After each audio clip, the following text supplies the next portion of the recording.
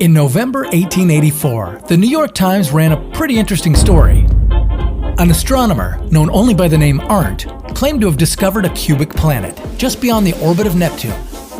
Less than 100 years later, another discovery was made, this time by a man who not only named the planet, but who also had maps and sketches of its alien life forms. Coincidence? Crazy? Or are cubic planets possible? Could humans live on a cubic world? How would our climate change? How would gravity be affected? Could we stand it? All planets are round, but have you ever wondered why? Let's go back in time, say 4.5 billion years ago. A big cloud of gas and dust called a nebula collapsed to form a hot star which, through its gravitational pull, attracted all nearby matter and formed a large rotating disk around its center. After more than just a few collisions, the matter orbiting the young sun eventually grew into massive bodies with strong gravitational centers. They formed planets. Inside any given planet, gravity pulls equally from all sides towards its center. This accounts for their spherical shape. So because the Earth we live on is a sphere, and its gravitational pull is the same wherever you go, it means that, as long as you're on a flat surface, you'll be standing straight and tall. But what do you think happens when you skew the distribution of gravity? So, you want to live life on the edge? Then pick a side. The Earth has 6 faces now, but sadly, none of them are any fun. That's because anywhere you go is going to feel like you're climbing up a steep hill.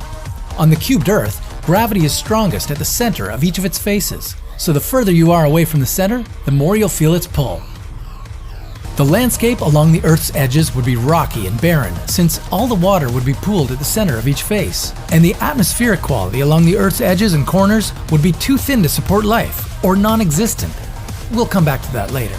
The new climate would depend on how the Earth rotates. If our cubed planet rotated on an axis through 2 of its faces, then the climate would be kind of how it is right now on Earth, only more extreme.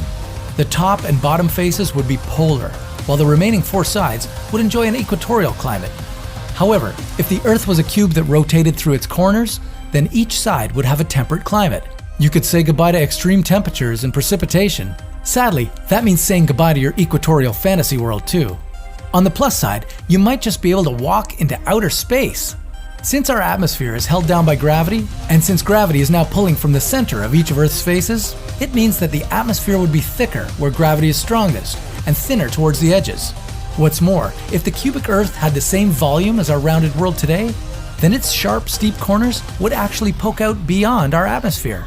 These areas would be unprotected and therefore uninhabitable. But who says you couldn't rent a spacesuit and stand on top of the world and outside of it at the same time? Would you do it? What else could you do on a cubic planet? Could you adapt? What would we call ourselves on this 6-sided Earth? Cubists? Cubans? We'll never find out, and that's probably for the best. But we'll keep trying things out as long as you're curious.